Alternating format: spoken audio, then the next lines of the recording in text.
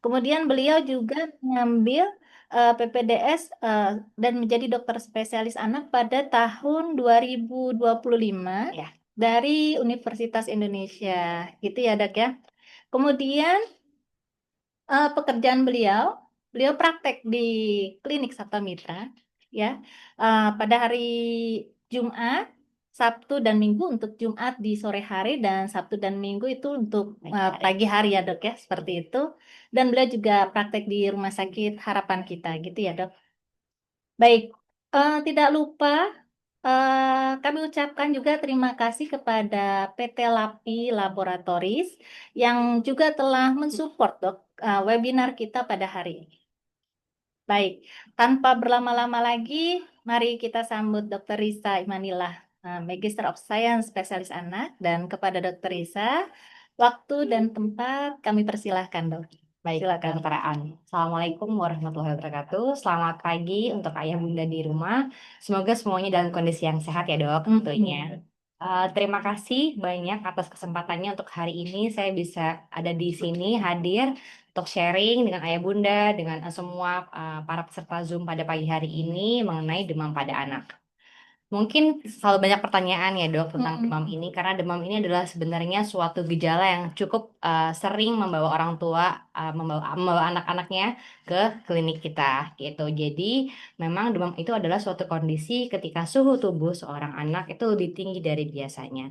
Berapa sih cut off-nya sebenarnya kita harus pahami gitu ya. Seringkali kendalanya adalah merasakan demam ini hanya melalui perabahan tangan gitu.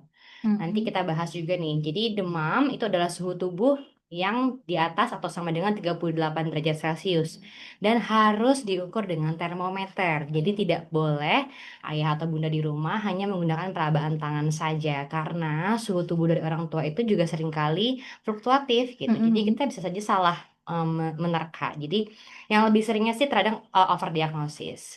Jadi dikiranya demam padahal ketika di suhu tidak demam Oh gitu. gitu. Iya dok. Jadi selalu sedia termometer di rumah, termometer yang untuk mungkin boleh ketiak atau misalnya termometernya adalah termometer tembak, tapi idealnya memang paling baik, lebih baik itu adalah termometer yang digunakan melalui aksila atau melalui ketiak anak gitu. Betul. Nah, ketika seorang anak sudah dilakukan pengukuran suhu menggunakan termometer yang tepat dan suhunya 38, itu berarti memang ada demam. Nah, Demam ya. demam itu bukan penyakit, tetapi adalah suatu tanda bahwa tubuh itu sedang melawan infeksi. Jadi ini nanti kita boleh coba sharing slide-nya juga di slide kedua.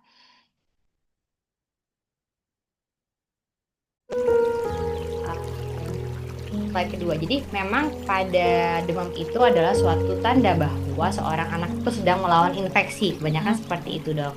Memang ada penyebab lain kalau misalnya keganasan, atau keganasan darah itu tandanya juga bisa demam atau suatu autoimunitas atau kelainan kekebalan imun tubuh pada seorang anak juga bisa menyebabkan demam. Tapi umumnya jika anak itu lahir sehat dan pertumbuhan perkembangannya baik, biasanya demamnya adalah sumbernya adalah infeksi, gitu dok. Oke, kita bahas ke slide selanjutnya.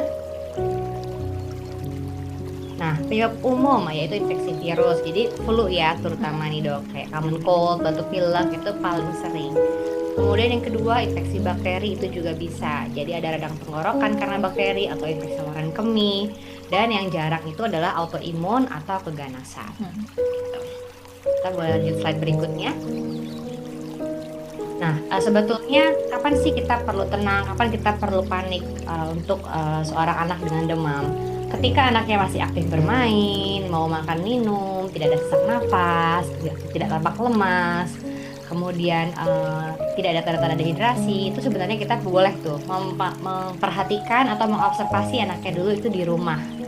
Kita ukur suhunya per 6 jam atau per 8 jam, kita pantau dan kita catat. Jadi seringkali data tersebut itu cukup baik untuk dokternya nanti. Kita bisa lihat kapan puncak suhunya itu terjadi. Apakah dia punya tren hanya pagi saja munculnya atau hanya malam saja atau sepanjang hari. Terus apakah dia diberikan antipiretik atau anti panas bisa perbaikan atau tidak. Karena itu cukup menggambarkan pola penyakitnya dok dari pola demam tadi. Jadi Penting juga ya untuk ayah bunda selain mengukur, tapi juga mencatat jamnya jam berapa, kemudian apa yang diberikan setelah mengetahui anaknya demam di rumah. Jadi dokter bisa lebih melihat pola demamnya si anak waktu di rumah gitu.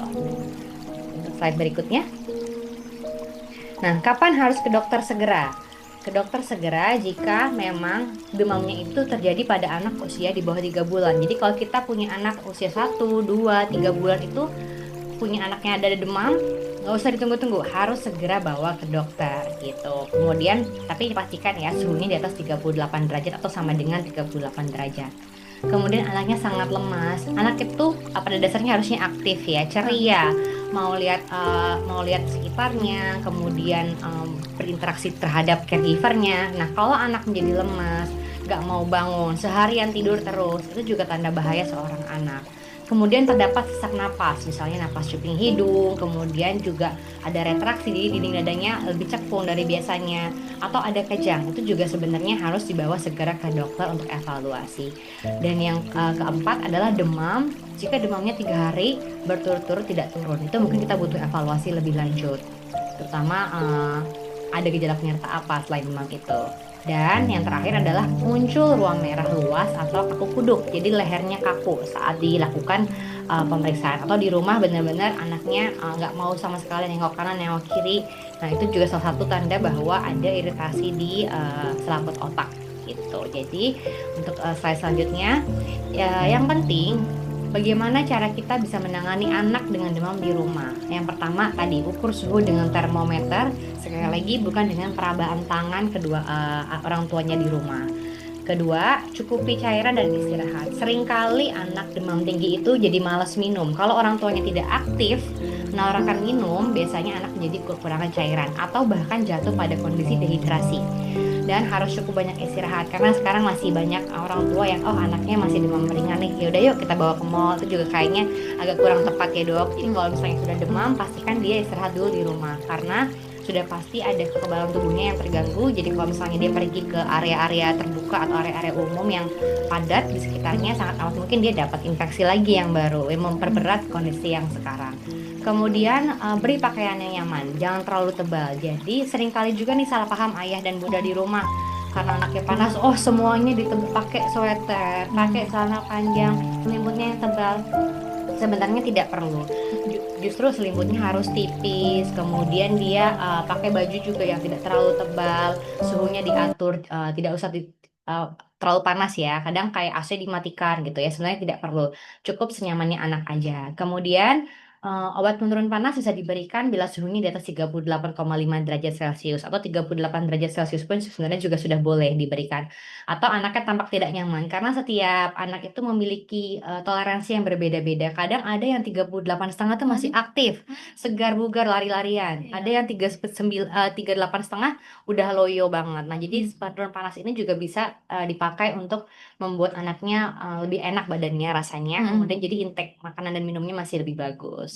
Kemudian yang sering keliru lagi adalah kompres. Kompresnya adalah kompres dengan hangat. Kompres hangat Iya, ya. bukan yang dengan dingin. Jadi kalau zaman dulu kita kecil tuh selalu Iya, es ya dok. kompres Nah itu biar sebetulnya adem katanya. katanya iya biar dingin. Padahal Iya. mekanisme tubuh itu ingin mengeluarkan panas. Jadi harus kita pacu dengan kompres hangat. Kompres hangat. Betul dokter. Baik. Karena kalau kompres dingin kan nanti tubuh akan menolak situasi di luar tuh dingin. Oh, Jadi iya. dia akan memanaskan tubuh lagi gitu. Gitu. Tapi kalau misalnya situasi di luar dia taunya hangat, Iya. jadi mekanisme tubuh itu justru ingin mendinginkan tubuh gitu. Oh, itu dia alasannya ya yang Betul. udah ya. Kenapa harus pakai kompres kompres hangat? hangat. Iya. Tapi juga jangan terlalu panas ya dong, bisa jadi Som-som burn. gitu Iya, ya. betul. Som-som gitu ya. Iya. Kemudian diletakkan di mana sih kompres hangatnya? Boleh di dahi, kemudian sebenarnya di sela-sela tubuh. Jadi misalnya di leher, di ketiak, di selangkangan itu boleh sekali diberikan untuk gitu. kompres hangatnya. Oh, tidak Betul. hanya di dahi Betul, ya. jadi boleh di Yang leher. di dahi. Iya, Ya. betul. Karena kan sebenarnya titik-titik tubuh itu yang termostatnya lebih bagus adalah di daerah ketiak, daerah leher, dan daerah selangkangan. Begitu Gitu. ya dok.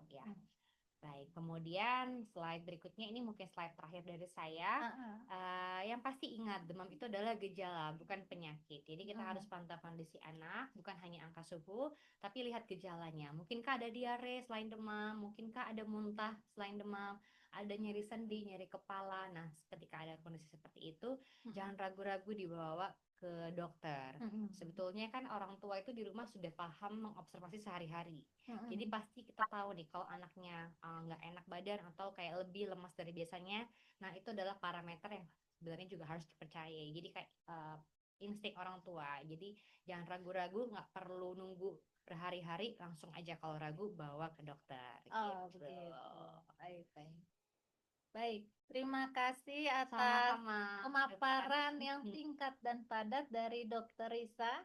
Baik, Sobat Sehat Sabta Mitra, ada beberapa notes yang bisa saya catat mungkin. Kalau mengukur suhu itu tidak hanya dengan pakai tangan, gitu Betul, ya, Dok. seperti itu. Tapi harus dengan alat ukur yang valid, Ya. yang akurat, yaitu termometer. Termometernya bisa berupa termometer tembak atau yang paling sederhana termometer ketiak bisa digital maupun Betul. yang dengan raksa itu Iya, ya, betul, Dok. bisa Bisa ya, dipakai. seperti itu. Kemudian kompres. Ketika anak demam jangan ragu untuk mengompres dan ngompresnya dengan air hangat. Betul. Begitu ya. Baik, sepertinya pada kolom chat sudah banyak nih Dok pertanyaannya. Baik, kita bacakan dulu pertanyaan dari Bunda Nimas ya. Assalamualaikum. Sebagai orang tua, bagaimana cara mengatasi rasa panik dan cemas ketika anak demam tinggi, Dok? Dukungan apa yang bisa dicari dari keluarga, teman, atau komunitas, Dok? Kemudian lanjutannya kayaknya beliau dua pertanyaan nih, Dok. Ya, Dok. Setelah demam mereda, apa sih yang harus diperhatikan dalam perawatan anak di rumah, Dok? Kemudian bagaimana cara memastikan anak supaya mendapatkan nutrisi dan istirahat yang cukup untuk pemulihan tuh, Dok? Oke, kita jawab satu-satu mungkin ya Sobat Sehat Sabta Mitra ya, biar lebih gamblang ya. Baik, Dok. Iya. Jadi mungkin yang pertama ya Mm-mm. terkait rasa panik. Jadi kembali lagi sebelum kita mengetok palu anak itu demam, jangan lupa diukur terlebih dahulu supaya jelas nih, tidak hanya dengan perabahan aja. Memang kalau misalnya ternyata sudah teraba 38 derajat, selalu sedia antipiretik atau anti demam di rumah. Jadi ibu nggak perlu panik langsung harus bawa ke klinik atau ke rumah sakit. Kita boleh berikan dulu anti pereda demam. Sambil kita observasi seharusnya kalau misalnya dia bekerja 1 jam setelah pasca pemberian obat antipiretik atau anti demam, dia harusnya suhunya mulai turun. Nah, kalau sudah mulai lebih turun, kita boleh rencanakan untuk segera pergi ke dokter. Tapi pada dasarnya kalau dia tidak turun, misalnya dia 40 nih suhunya, kemudian kita kasih antipiretik masih 40 juga, bandel banget nih demamnya. Sangat amat mungkin terjadi di rumah. Nah, itu tidak perlu panik, tetap diberikan anti demamnya sambil kita siapkan untuk segera bawa ke rumah sakit. Memang suhu cut off yang kita khawatir atau kita perlu evaluasi lebih lanjut, misalnya menggunakan cek pemeriksaan darah atau misalnya kita observasi di HIDI dulu, itu adalah yang 39 ke atas atau 40. Dia bilangnya hiperpereksia. Jadi suhu demamnya itu sangat amat tinggi. Nah, terlebih jika ditambah dengan gejala anak yang tidak mau minum, tidak mau makan, terus air matanya berkurang atau pipisnya sedikit. Nah, itu berarti harus segera dibawa untuk evaluasi dehidrasi atau tidak. Gitu. Kemudian dukungan apa yang bisa dicari di keluarga, teman, atau komunitas? Mungkin lebih ke keluarga dekat ya, Dok. Jadi kan kalau misalnya seorang ibu panik, biasanya ayahnya lebih nggak panik nih. Jadi harapannya betul, ayahnya bisa menenangkan. Ingat kembali bahwa demam itu adalah suatu gejala yang sebenarnya bisa dikasih anti peredanya terlebih dahulu sebelum dievaluasi lebih lanjut. Gitu. Mungkin kalau untuk pertanyaan yang kedua, cara memastikan untuk mendapatkan nutrisi dan istirahat yang cukup untuk pemulihan, kita lihat dulu nih. Kalau anaknya memang nafsu makannya berkurang dan porsi makannya berkurang, kita sebenarnya nggak perlu memaksakan karena memang kalau lagi sakit, kita juga orang dewasa rasanya malas makan ya dong. Jadi yang penting kita tawarkan secara aktif, tapi kalau anaknya hanya bisa menghabiskan porsinya sedikit, atau misalkan sama sekali tidak mau, tidak apa-apa, tapi ditawarkan lagi di berikutnya. Yang penting cairan atau minumnya itu harus cukup adekuat. Kalau misalnya dia sama sekali nggak mau minum, bibirnya kering, kemudian pipisnya sedikit, berarti mau nggak mau memang harus ada bantuan cara pemberian cairan lainnya selain diberikan lewat mulut. Gitu. Oke. Sepertinya cukup jelas ya. Baik bagi Sobat Sabta Mitra yang ingin bertanya, mau langsung bertanya juga bisa dengan raise hand. Dan ini ada titipan pesan dari panitia bahwa 5 penanya terbaik akan mendapat hadiah Oh, ayo ayah dari bunda di rumah. panitia. Seperti itu ya.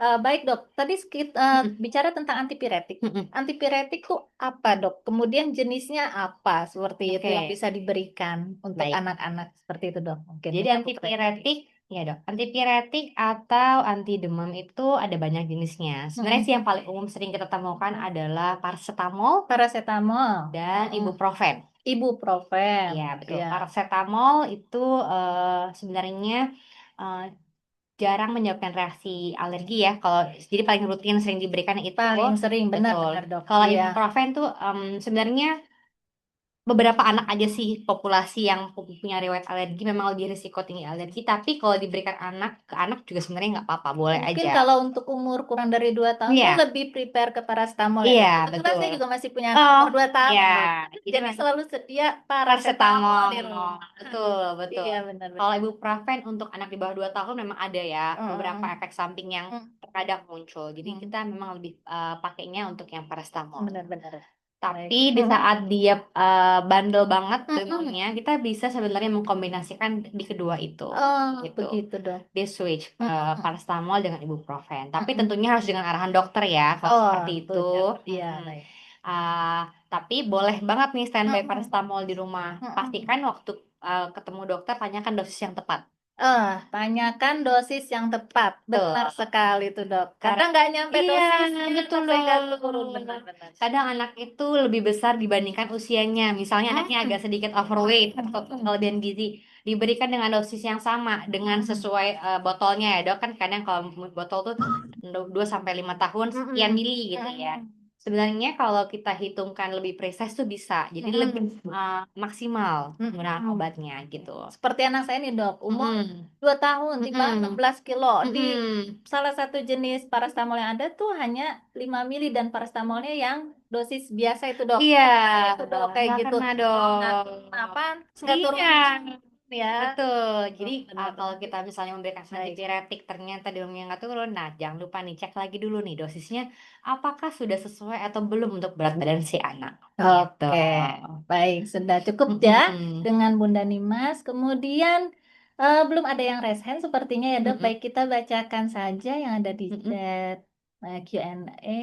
Baik dengan, ini ada bapak-bapak dok yang perhatian juga sama anaknya. Baik dokter, kalau anak sudah diberi obat penurun panas tapi suhu tubuh tetap tinggi, apa sih langkah Mm-mm. pertolongan pertama yang paling tepat di rumah? Dan bagaimana cara membedakan demam biasa karena infeksi ringan dengan demam yang harus segera dibawa ke IGD rumah sakit? Nah, Oke. itu dok, bagus sekali ya. Ternyata bapak-bapak juga memperhatikan webinar kita ya, Dok.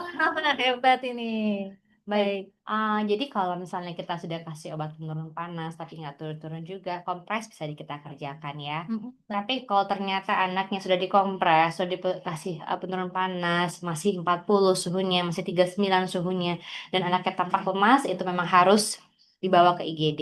Untuk Mm-mm. apa? Untuk evaluasi lebih lanjut. Mm-mm. Kenapa sih anaknya tidak turun demamnya? Karena seharusnya demamnya turun, Mm-mm. suhunya, peaknya. Kemudian pastikan juga kita harus cukup cairan. Kalau nggak cukup cairan saat demam 40 udah pasti anaknya gampang jatuh pada kondisi dehidrasi. Mm-mm. Gitu. Pastikan ayah ibu menawarkan kembali cairan yang sekiranya dia sukai. Boleh jus, boleh susu, Boleh susu. boleh air putih, Boleh misalnya air air kelapa. putih. Seringkali Air orang kelapa tua boleh ya? boleh, boleh. Jadi boleh Oke. banget segala bentuk cairan, misalnya sup juga Mm-mm. boleh. Itu ditawarkan ke anak Oke, gitu. begitu ya dok. Ya, kalau untuk membedakan demam biasa Ah, karena infeksi ringan atau infeksi berat, kembali lagi. Kalau dia demam, anak yang masih ceria, masih aktif, makan mau, minum mau, masih bisa kita ajak ngobrol, ketawa-tawa, ya itu ringan. Mm-mm. Tapi ketika anaknya demam tinggi, letoy, Mm-mm. terus hanya tiduran aja di kasur, ada kejang lagi, nah itu Mm-mm. udah deh, nggak usah kita tunggu-tunggu, harus segera langsung bawa ke IGD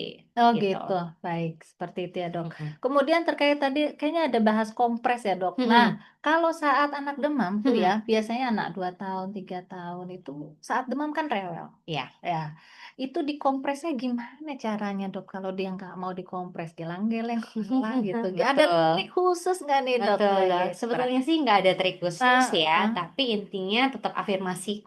Kasih tahu Mm-mm. ke anaknya kalau ini adalah Oke. suatu cara kita untuk menurunkan demamnya. Mm-mm. Misalnya tidak mau, tidak usah dipaksa, tapi kita coba kalau lagi tidur, boleh kita kompres gitu. Karena Oh, kalau cenderung tidur kan dia nggak terlalu aware diapain sama orang tuanya. Jadi boleh pas lagi tidur kita kasih kompres hangat oh gitu. begitu ya dok ya. Mm-mm. Baik-baik. Kemudian ada lagi Mm-mm. mungkin Bu Bunda Rini nih ya, Iya. dok. Pemberian paracetamol itu Mm-mm. bisa diberikan 4 jam sekali ya dok. Mm-mm. Tapi jika di 3 jam suhu anak itu naik lagi dok, di atas 38 lagi, gimana tuh dok? Kemudian apakah tetap akan diberikan paracetamol lagi? Atau bisa dengan paracetamol lewat dubur dok? Terima kasih. Baik Bunda Oh ya, Rini. oke benar ini memang betul ya. Jadi Mm-mm. sediaan, kita belum ngomongin sediaan nih dok. Oh gitu, baik. Paracetamol dan Mm-mm. ibuprofen itu ada sediaan minum atau kita bilang sediaan oral dan Mm-mm. juga ada sediaan perektal atau melalui dubur Oke. gitu. Jadi memang kalau secara efektivitas di dubur itu lebih cepat kerjanya Mm-mm. karena tidak perlu dengan penyerapan lewat lambung. Sedangkan Oke. kalau obat yang diminum perlu melalui lewat lambung. Mm-mm. Nah, ketika anak sudah diberikan 38 nih, terus kemudian demam, diberikan paracetamol oral masih belum perbaikan, Mm-mm. memang yang di berikutnya kita bisa switch ke ibuprofen yang Mm-mm. jenis sub. Jadi Mm-mm. nanti diselang-seling Mm-mm. paracetamol dengan ibuprofen. Tapi Mm-mm. kembali lagi itu tergantung umurnya berapa. Mm-mm. Karena kan kalau umur 2 tahun kita nggak terlalu suka pakai ibuprofen. Mm-mm. Kemudian kita lihat 38 apakah anaknya masih aktif atau enggak. Sebenarnya kalau Mm-mm. 38 masih aktif, terus anaknya juga ceria, kita masih bisa tunggu tuh. Mm-mm. Karena paracetamol pemberian yang per 4 jam dan terlalu rutin 4 jam kita nggak selang-seling sama ibuprofen. Mm-mm. Paracetamol kalau diberikan dosisnya terlalu besar atau kumulatifnya seharian itu terlalu besar, Mm-mm. bisa mengganggu fungsi hati sih dok. Jadi kita Mm-mm. biasanya nggak sarankan benar-benar strict per 4 jam, kecuali Mm-mm. dalam observasi kita ya, misalnya di rumah Di sakit rumah gitu ya. sakit ya. Kalau di rumah sakit kita bisa pantau fungsi hati Oh. dan kawan-kawan. Tapi kalau misalnya di rumah, situasi rumah, biasanya kita nggak sarankan per 4 jam. Tok, apa benar-benar per 4 jam. Mungkin per Mm-mm. 6 jam boleh. Oh, 6 jam Tapi ya. kalau per 4 jam, Itu yang oral ya dok? yang Yang oral, minum yang ya. minum per 6 jam. Nah, Iya. kalau misalnya dia dipakai per 4 jam di rumah sakit, setting rumah sakit itu beda. Tapi kalau Mm-mm. dipakai setting rumah itu agak saya khawatir ya dok, karena Mm-mm. kita nggak tahu dosis kumulatifnya berapa sepanjang hari, takutnya mengganggu fungsi hati anak gitu. Mm. Baik, seperti itu ya. Hmm. Dengan Bunda Rini, saya pikir sudah Mhm. jelas. Kemudian dengan siapa nih? Abu Trio. Oh, bukan. Berarti bawahnya ya Bukan dok. ya, bawahnya ya. Mhm. Bunda Apria. Dok, izin bertanya nih, Dok. Apabila anak demam dan batuk, apabila anak demam dan batuk Mhm. berawal demam sudah normal kembali tapi masih batuk dan selama 1 bulan demamnya berulang lagi 2 atau 3 kali di waktu yang berbeda. Apakah ini merupakan ciri bronkitis, Dok? Wah, Waduh, ini ini udah mulai. concern ya. Udah. Baik, baik. Nggak Oke, apa-apa, Dok. Kita boleh. hanya Iya, sebagai untuk menambah betul, pengetahuan ya, Dok betul. ya. Nah, Baik. ini sebenarnya saya penasaran nih dok, Hmm. umur anaknya berapa? Kan Iya. kalau kita lihat lagi, anak Hmm. usia di bawah 5 tahun tuh akan sering atau kerap batuk pilek ya dok. Bisa 6 Ah. sampai 10 kali bahkan per tahun. Hmm. Jadi seringkali ini datang ke konsul ke kita dengan demam batuknya dok nggak usai-usai. Padahal sebetulnya dia ada demam batuk pilek, kemudian sudah mulai reda, namun ada virus lagi yang baru masuk ke tubuh si kecil. Jadi Hmm. kesannya nggak reda-reda itu batuk pileknya, padahal sebenarnya mungkin udah varian yang baru. Apalagi kita Hmm. tahu virus tuh jumlahnya ribuan. Udah gitu Hmm. sekarang mutasinya cepat banget. Jadi Hmm. dengan mutasi yang cepat, tentu anak umur di bawah 5 tahun kekebalan tubuhnya belum baik, jadilah dia akan lebih mudah sakit. Jadi Hmm. akan mudah batuk pilek gitu. Oh gitu. Ya, Mm-mm. mungkin kalau Bunda Apria bisa konsul langsung nih pakai raise hand boleh Bun? Mau Boleh, menanyakan pertanyaannya. Kemudian ini betul. ada yang raise hand nih, Mm-mm. Dok. dengan Bapak Agus. Monggo silahkan, Pak Oke, terima Agus, kasih. Gimana suara saya udah jelas? bisa Halo, langsung bertanya ke Dokter Isa nih, Pak Agus. gimana suara saya udah jelas? Halo, halo. Sudah jelas, Pak, terdengar. Ya, nah izin dokter bertanya. Assalamualaikum. Halo. Dengar, Saya Pak. dengar ya, Dok. Ya, jadi kalau anak ya yang usianya udah 6 tahun, tapi berat badannya udah hampir mendekati berat badan dewasa. Apa dosis yang diberikan per kilogram berat badan atau sesuai dengan berat badan normal sesuai umur, dok? Baik, Anak Pak. Boleh tahu beratnya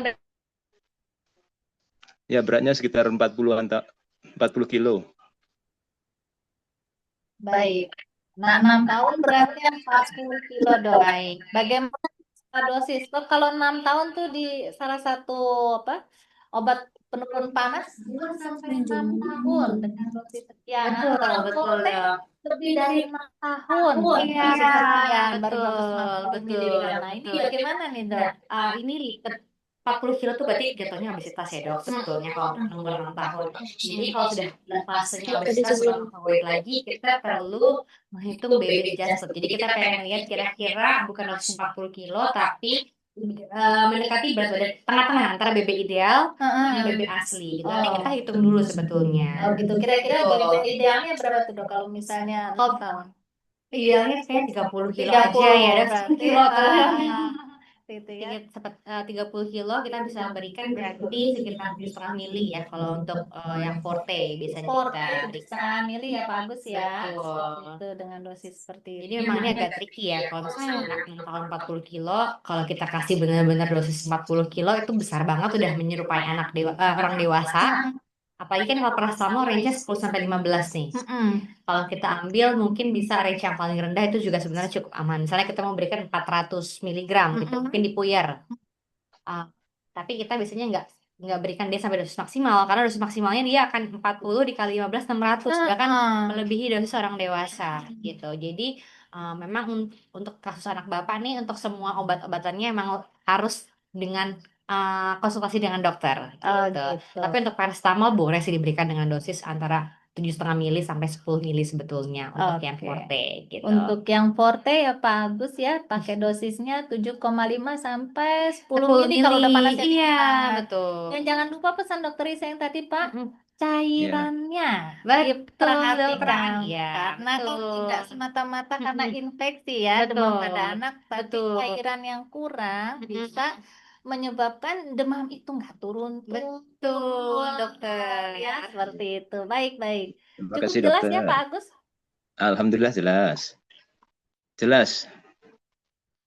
Baik, Jelas kita banget. kasih kesempatan yang lain ya Pak ya. Ya. Baik, terima kasih dengan Pak Agus. Kemudian dengan siapa nih? Mbak Ayu Putri, Dok, izin tanya bagaimana cara menangani anak yang memiliki riwayat kejang demam? Wah, oke. Riwayat Riwayat kejang demam. Kalau anak dengan kejang demam, tentunya kalau saya pribadi sendiri selalu akan memberikan edukasi. Jangan lupa standby obat kejangnya di rumah. Jadi jangan sampai dia mesti butuh pergi dulu pakai transportasi ke IGD baru dapat anti kejangnya. Jadi selalu standby diazepam suppository atau diazepam parektal di kulkas. Jadi jika ada anaknya sudah kejang, langsung diberikan diazepam tadi. Dan yang kedua, karena kita kalau riwayat kejang demam berarti ibunya udah tahu ya sudah pernah ada riwayat kejang dengan demam sebelumnya. Nah, itu harus diketahui pada saat suhu berapa sih anak itu muncul kejang. Berarti di periode berikutnya kita tahu tuh cut off berapa yang dia kira-kira menimbulkan kejang. Tiap anak beda. Kadang ada yang 38 udah kejang, ada yang 39 40 baru kejang. Kalau yang di awal 38 sudah mulai kejang, berarti ibu di rumah harus lebih agresif dalam pemberian antipiretiknya. Nah, dalam kasus seperti ini boleh diberikan tadi per 4 jam atau misalnya dialternatifkan dengan pemberian ibuprofen. Kembali lagi tergantung umurnya gitu. Seperti itu ya. Berarti selalu sedia diazepam sub ya kalau Betul. anak ada riwayat kejang. Tapi tidak semua anak demam tinggi 40 ke atas Mm-mm. kejang gitu gimana Betul, dok? tidak dok. Karena Enggak, jadi tidak perlu khawatir untuk bunda-bunda di rumah betul. ketika anak Mm-mm. itu terutama balita ya dok, Mm-mm. suhunya di atas 40, wah anak saya takut kejang nih. Tidak Betul, perlu ya? tidak Oh, itu perlu. berlebihan mungkin Berlebihan, dokter. iya. Jadi Baik. sebetulnya tidak semua anak dengan demam 40 itu akan kejang. Mhm. Pada beberapa anak yang misalnya memiliki riwayat keluarganya, misalnya omnya, tantenya, waktu kecil juga kejang, memang dia akan memiliki risiko lebih tinggi. Riwayat Iya, keluarga. betul. Tapi kalau anaknya, maksudnya keluarganya tidak ada yang riwayat kejang, kemudian anaknya sehat-sehat saja, imunisasinya lengkap, kemudian nutrisinya baik, nggak perlu khawatir. Demam 40 masih bisa tidak menimbulkan kejang Oh, gitu. tidak perlu panik Tidak perlu berarti panik. ya dokter ya. Betul. Oh, baik, kita lanjut lagi. Ini Hmm. dengan siapa ya? Pengguna Zoom. Sepertinya belum ganti Siapa nama. nih ya? Baik, kita bacakan saja ya. Oke, Nggak apa-apa ya dok. boleh. Assalamualaikum dokter, izin bertanya. Bulan kemarin anak saya umurnya 4 tahun, Mm-mm. dirawat di rumah sakit dengan diagnosa KDK, kejang demam kompleks ya dok ya? Iya, betul. Dan waktu kejang kurang lebih 20 menit. Lama juga ya dok. Apa perlu saya periksa EEG dok? Baik, wah, bagus Baik. nih. Wah, bagus sekali ya. Jadi memang kalau kejang demam kompleks tuh kejangnya lama ya dok. Kan kalau yang simplex dia kurang dari 5 menit. Kalau ini udah lebih dari 20 menit. Eh, Eh, sebetulnya kalau kekerapan kejangnya cukup sering, kita memang ada tempatnya untuk evaluasi EEG.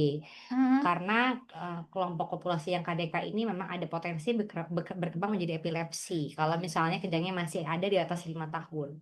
Tapi tentunya mungkin bukan kompetensi saya ya dok, kalau untuk menjelaskan secara detail. Tapi ayah dan bunda boleh sekali misalnya ingin mencari opini terhadap anaknya di dokter spesialis anak yang khusus syaraf anak nih dok. khusus Gitu, saraf anak ya. betul. Baik. Jadi yang subspesialis syaraf anak supaya lebih digali lagi nih riwayat keluarganya seperti apa, kemudian kejangnya seberapa sering, kira-kira kejangnya itu hanya kejangkah saja atau dia ada gejala penyertanya. Misalnya kejangnya ternyata bukan kejang konik-konik, bukan hanya cuman badan atau tangan yang kelojotan tapi vokal. Jadi mulai dari kedip-kedip mata lalu menyebar. Nah, itu udah ada varian kejang yang lain. Biasanya kita harus benar-benar evaluasi lebih menyeluruh ke dokter syaraf anak. Oh Gitu. gitu, baik. Gitu ya Bun ya. Betul. Saya pikir sudah jelas. Kemudian mungkin ada lagi dengan Ada bapak-bapak lagi ada kayaknya, Dok. bapak-bapak lagi nih, Masya Allah. Ternyata bapak-bapak kita di era kekinian tuh perhatian juga sama anak. Jadi urusan anak Betul. bukan urusan mama aja. Betul, Gitu Dok. ya. Dari Pak Agus Suseno. Yang pertama, ada 3 pertanyaan ya dok, nggak apa-apa ya kita bahas Baik. satu-satu. Kalau anak sudah diberi obat penurun panas tapi tetap demam, kapan kapan kita harus curiga ada penyakit yang serius dok? Kemudian yang kedua, apakah benar demam tinggi selalu berarti infeksi bahaya atau kadang tubuh memang butuh panas untuk melawan kuman? Dan yang ketiga, banyak orang tua langsung ganti-ganti merek obat demam kalau panas belum turun. Baik. Apakah ini aman atau justru beresiko ya dok? Baik, Oke. silakan dijawab dokter. Baik. Jadi yang pertama nih kayaknya sudah dibahas tadi ya terkait yang penurunan panas, demam, kapan curiga penyakit serius ya tadi kembali Iya. lagi kalau anaknya tidak aktif, banyak tidur, tidak mau makan, tidak mau minum, demamnya sulit turun, nah itu segera bawa ke IGD. Kemudian kalau yang kedua, betul, demam tinggi itu sebenarnya adalah suatu respon tubuh untuk melawan kuman, tapi tidak selalu berarti infeksi berbahaya. Karena tipikal tren dari infeksi virus itu biasanya dia akan muncul demam tinggi dulu langsung di hari pertama gitu. Cara tubuh mengkompensasi supaya kumannya pergi, kasih demam, kasih suhu tubuhnya supaya tinggi. Dengan apa? Kalau suhu tubuhnya tinggi dia bisa mengurangi replikasi virus di dalam tubuh gitu. Jadi Gitu. iya dok. Jadi Baik. nggak usah terlalu khawatir juga sebenarnya kalau tinggi, asal anaknya tadi harus tetap aktif. Baik, baik. Kemudian yang Kemudian ketiga, oh yang kita ganti-ganti ganti merek. nih. Oke. Ya dok, obat penurun panas ya. Nah, ini kembali lagi. Jangan-jangan panasnya belum turun karena obatnya masih kurang dosisnya, dok. Karena Kurang kan dosisnya. seringkali belinya di apotek ya, Iya. mengikuti dosis umurnya. Yang tertera di Betul, label. yang terang di label. Jadi seringkali antara overdose atau underdose, Underdose. kurang atau lebih dosisnya. Jadi idealnya suatu saat bawalah anak dalam kondisi sehat, tapi hanya untuk konsul tumbuh kembang misalnya. Nah, di situ sambilah tanya, dok kalau demam pakai apa obatnya, dosisnya berapa? Itu sangat amat boleh gitu. Oh, Jadi begitu ya. jangan lupa saat konsul tumbuh kembang, tanyakan juga sediaan obat apa yang perlu standby di rumah. Atau saat Gitu. imunisasi juga ya, Dok, Iya ya, betul biasanya. dok, saat imunisasi gitu. Benar. Saya sih pengennya semua ayah bunda itu membawa anaknya jangan cuma dalam kondisi sakit. Jadi kita Ah, ngobrolnya bisa panjang karena kalau heeh. datang dalam kondisi sakit pasti anaknya cranky dan Iya. itu nangis terus udah deh kita nggak punya kesempatan buat ngobrol. Ah, Gitu. tumbuh kembang ini yang kadang kalau anaknya Betul. udah sehat lari ya udah Iya, biarin aja betul ya. Dan dong. ternyata Mm-mm. penting ya untuk Penting. berat badan ideal, Mm-mm. tinggi badan Betul. ideal, kemudian aktivitas mereka sesuai atau Mm. tidak dengan Betul. usianya itu Betul penting dok. banget Penting ya. banget dokter. Baik, seperti itu. Oh ya dok, tadi Mm-mm. terkait dengan infeksi berat ya, Mm-mm. demam apakah infeksi berat atau tidak? Ini ada mitos nih dok. Mm-mm. Kalau misalnya anak demam mau tumbuh gigi, Betul. itu Ya, benar apa enggak tuh dok? sebetulnya kan tumbuh gigi itu juga berarti ada proses inflamasi atau peradangan di gusi ya dok. Nah, segala proses peradangan atau inflamasi di dalam tubuh itu bisa memicu demam. Mm-mm. Jadi dia misalnya meradang gusinya, Mm-mm. tentu dia akan ada demam. Tapi harusnya tidak ada gejala penyerta. Tidak ada gejala Jadi hanya penyerta. demam, kemudian kalau dilihat anaknya sering banyak ngeces, Mm-mm. gigit makanan atau misalnya semua barang-barang sekitarnya digigit termasuk tangannya. Nah, Ah, kita lihat gusinya juga bengkak ya, udah berarti itu benar tanda untuk gigi tumbuh kasih gitu. paracetamol aja Boleh, dan tidak ya. perlu panik sekali lagi Betul. dok ya. Baik, Mm-mm. selanjutnya dengan Mm-mm. Bunda Farahia. Oke. Ini bertanya dokter, jika demam disertai diare, nah, Mm-mm. apakah baiknya langsung dibawa ke dokter atau bisa dipantau dulu semalaman di rumah oleh orang Mm-mm. tua? Dan sebenarnya saat demam itu diperbolehkan mandi atau enggak ya dok? Nah, kalau demam Oke. orang tua zaman dulu nggak usah mandi, diseka-seka aja anaknya. Nah, gimana itu dok? Oke, jadi pada dasarnya kalau demam disertai diare kita lihat dulu nih seberapa sering frekuensi diarenya. Karena kalau lebih dari 5 kali, kemudian banyak, kemudian disertai dengan bibir yang kering, terus air matanya mulai berkurang, wah itu sudah tanda-tanda dehidrasi ya dok.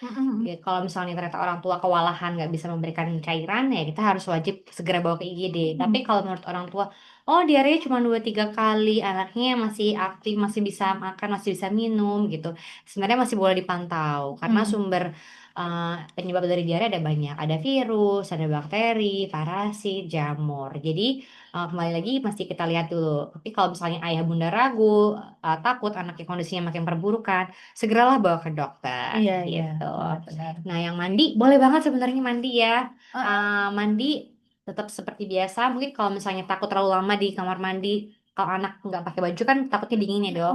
Boleh aja diseka kemudian ya sudah itu sudah dianggap sebagai mandi pakai tuh air hangat. pakai air hangat.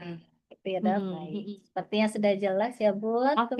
Kemudian dengan ini Bapak mungkin ya dok. Iya. Pak Asraf ya. Pada Sepertinya dokter ini dok. dokter. Sepertinya iya. Baik. Kalau melihat dari jenis pertanyaannya Jenis ya dok. pertanyaan yang baik kita bacakan ya dok. Oke. Pada praktek klinis, Mm-mm. apakah pilihan antara paracetamol dan ibuprofen sebaiknya didasarkan semata pada tingkat penurunan suhu atau justru lebih mentitik beratkan pada perbaikan kenyamanan anak dan fungsi aktivitas. Kemudian pertanyaan kedua, bagaimana nih evidence base terbaru menilai risiko renal impairment atau gastritis pada penggunaan ibuprofen di anak dengan dehidrasi ringan sedang dibandingkan dengan profil keamanan paracetamol. Ini Bahasanya mungkin saya bisa jawab pertanyaan yang pertama, tapi untuk yang kedua karena saya bukan ahli farmakologi, saya harus menyerah, tidak bisa menjawab. gitu baik Untuk baik yang ya. pertamanya kita lihat, biasanya sih ini kembali lagi masing-masing terhadap dokternya ya. Kalau saya pribadi, saya selain pasti kalau orang tua anaknya demam tinggi khawatir, panik. Jadi saya lihat case by case. Kalau orang tuanya kesannya panikan, ya kita perlu lebih edukasi untuk pemberian paracetamolnya lebih sering. Tapi kalau misalnya anaknya ternyata aktif, terus ibunya juga cukup tolerable melihat anaknya yang demam tinggi, yang masih aktif itu, ya kita bisa berikan hanya per 8 jam saja gitu. Jadi kembali lagi, karena kita sebenarnya pada intinya tidak perlu terlalu buru-buru mengabort demamnya, tidak perlu terlalu cepat menurunkan demamnya, karena itu kan proses reaksi tubuh. Tapi Kalau misalnya terlihat anaknya datang ke kita, kemudian orang tuanya panik, kalau anaknya demam tinggi, ya sudah kita berikan saja. Karena kalau orang tua panik udah pasti hubungan di rumah jadi nggak enak. Maksudnya ayah ibunya juga jadi cemas, gitu. Anaknya juga jadi ikutan cemas. Karena kan anak tuh melihat dari orang tua ya dok. Kalau misalnya ayah ibunya juga tenang, ya anaknya juga ikut tenang. Kalau ayah ibunya jadi cemas, dia ikut jadi cemas juga. Jadi itu perlu dilihat lagi interaksi case by case per pasien. Tapi pada dasarnya kalau saya sendiri mungkin bukan penurunan suhu, tapi lebih ke child comfort, tapi juga sambil mengambil benefit untuk penurunan suhunya. Tentunya anaknya akan lebih nyaman. Seperti itu. Oke, begitu ya dengan Dok Asraf ya. Betul, Kemudian semoga bisa diterima ya. betul. Kemudian dengan ini dokter lagi ya dok. Iya, Ya kita dokter rame ya dok. Arif. Wah, semoga bermanfaat banget ini ya. Iya, mudah-mudahan. Baik, dokter Arif izin bertanya dok, apa tata laksana yang terbaik bagi anak yang demam yang rentan terhadap kejang demam? Oke, Oke, sebetulnya tadi ya. sebenarnya sih sudah ya, Iya, tapi ya betul. tidak masalah di Boleh. lah, dok. Tentu dok, pasti kita harus edukasi orang tuanya punya Mm-mm. termometer dan pasti punya cut off dulu yang dari kejang demam sebelumnya. Nah, ketika sudah ada seperti itu, sebetulnya bahkan dari suhu terendah pun, misalnya anaknya ternyata sebelumnya demam dari suhu 38, di suhu 375 atau 378 kita udah mulai boleh berikan penurun panas. Jadi untuk anak pada kasus tersebut. Tapi kalau misalnya ternyata anaknya demamnya 39 atau 40 baru kejang, ya kita mungkin cut off yang lebih tinggi, misalnya anaknya 385 kita baru berikan. Tapi kembali lagi ini agak case by case, jadi kita harus lihat menginterview dulu, menganalisis lengkap bagaimana riwayat kejang sebelumnya, di suhu berapa, kemudian diberikan suhu apa, diberikan obat apa, dan kejangnya berapa lama, seperti itu, dok. Oke, terima kasih dokter. Kemudian ini ada lanjutan mungkin dari dokter Arif ya, Mm-mm. berapa lama waktu golden period kejang demam harus tertangani dok, supaya tidak menyebabkan kerusakan sel otak? Oke, Nah, baik. itu dok. Nah, mudah-mudahan saya nggak salah jawab, tapi pada intinya kalau secara Hah? ilmu anak umum, Hah? kalau misalnya dia kejang demam simplex, itu nggak Mm-mm. menyebabkan kerusakan sel otak. Jadi, Tidak menyebabkan betul, ya dok? kejang demam yang terjadinya hanya kurang dari 5 menit dan Mm-mm. satu kali dalam 24 jam. Itu Satu kejang kali. demam simplex. Mm-mm. Tapi kalau kejang demam kompleks, jadi kejangnya berulang 2 kali, apalagi misalnya ternyata kejang demamnya itu adalah tak vokal bentuknya. Jadi misalnya tadi, hanya tangan kanan dulu yang kejang, kemudian menyebar ke seluruh tubuh, Mm-mm. itu kita alert, berarti ada sesuatu. Nih, nggak cuma kejang demam simplex, yang sebenarnya itu kita harus kolaborasi sama dokter syaraf anak. Tapi kalau kejang demam simplex itu sebenarnya kompetensi dokter umum atau dokter spesialis anak umum juga nih sebenarnya dua itu. Mm-mm. Jadi harus bisa menata laksana. Begitu ada demam, kalau kejang demam simplex pertama itu wajib dirawat inap. Yang Untuk pertama, yang yang pertama wajib aja, ya. yang Ya. pertama aja dong. Karena untuk evaluasi apakah jangan-jangan meningitis gitu, atau misalnya yang lain lah, Mm-mm. ventriculitis, pokoknya gejala infeksi SSP yang lain. Tapi kalau sudah kejang demam simplex tegak yang pertama dirawat inap dan berikutnya ada lagi serupa, kurang dari 5 menit satu kali dalam 24 jam, itu boleh kita edukasi orang tua untuk tidak dibawa ke IGD. Yang penting standby apa namanya obat tadi despam suppositoria seperti Oke. itu. Tapi kalau kejang demam kompleks, kemudian ada vokal berulang lebih dari 5 menit, apalagi lebih dari 20 menit. Nah, itu kita harus lebih alert dan memang nggak bisa kita tangani sendiri, harus kolaborasi dengan dokter spesialis saraf anak. Oh baik, gitu ya dok. Betul. Baik, terima kasih dokter. Oke. Kemudian dengan Mbak Ayu Putri Mm-mm. nih, dok izin tanya, bagaimana cara menangani anak yang memiliki riwayat kejang demam? Seperti ini sudah Udah ya juga ya. dengan Mbak Ayu ya, kita skip Betul. aja kayaknya ya dok. Oke. Kemudian Bunda Maya nih, dokter izin bertanya, Mm. apakah Ini pemberian kayaknya juga udah ya tadi ya. paracetamol dan ibuprofen? Oh sudah, Bunda Maya Oh, udah oke. udah kita bahas tadi ya. Kemudian,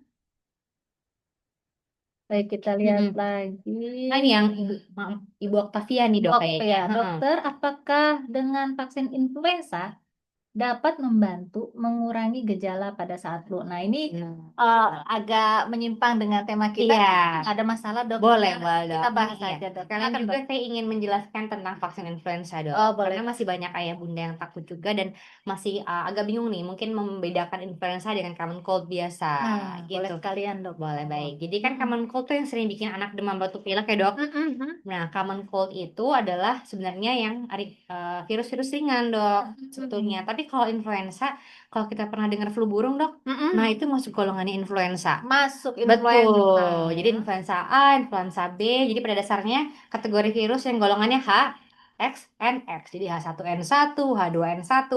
Nah, itu cukup berat menimbulkan batuk pileknya pada seorang anak gitu.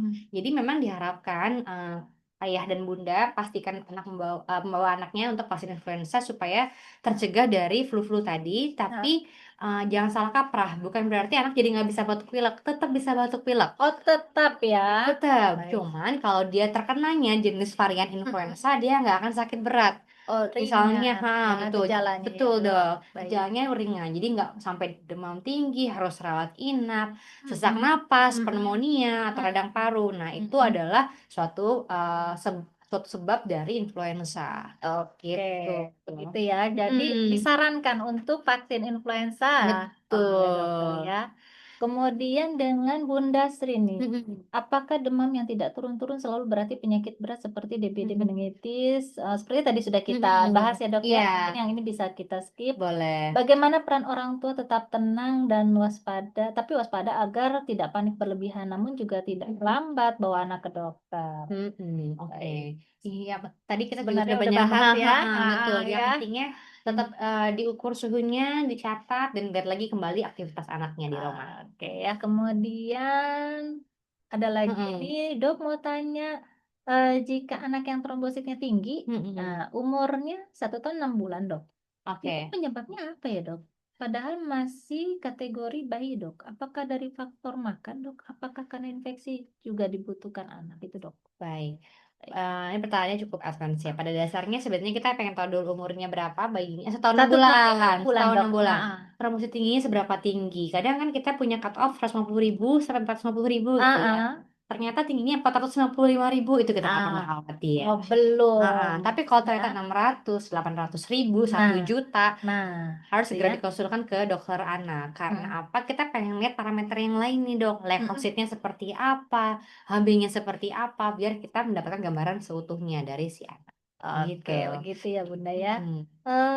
Oke, seiring waktu nggak berasa Dok sudah jam 11.51. Betul, Dok. Sepertinya juga waktu yang memisahkan kita. Terima kasih atas atensinya untuk Ayah Bunda dan Sobat Sabta Mitra semua. Terima kasih juga kepada Dr. Risa Terima kasih, Dr. Imanilas, Aan. Magister of Science spesialis anak atas ilmunya yang sangat bermanfaat ya untuk kita di rumah, termasuk saya, Dok, yang juga masih punya anak umur 2 tahun seperti itu. Dr. Risa sudah menjawab pertanyaan kita semua dan kegelisahan ayah bunda sekalian secara jelas dan sangat gamblang. Kemudian terima kasih juga kepada PT Lapi Laboratories yang sudah mensupport webinar kita pada hari ini. Semoga ilmu-ilmu yang didapat kita pada hari ini bisa bermanfaat untuk kita semua. Kemudian juga untuk orang sekitar kita ya, Dok, dan keluarga. Jadi ketika anak demam, tidak perlu langsung khawatir panik, tetapi tidak boleh juga kita tidak waspada. Betul, Dok. Seperti itu ya, Dok ya. Baik, mungkin cukup sekian. Nanti untuk para pemenang yang bertanya 5 orang nanti akan dihubungi oleh panitia. Nanti akan mendapat bingkisan atau hadiah lah seperti itu. Betul, Dok. Hadiah kecil dari panitia atas atensinya untuk bertanya dan menyimak webinar ini sejak awal sampai akhir. Terima kasih. Terima kasih, Kita Dr. tutup Aan. webinar hari ini dengan mengucapkan hamdalah. Alhamdulillah. Alhamdulillahirrabbilalamin. Assalamualaikum warahmatullahi wabarakatuh.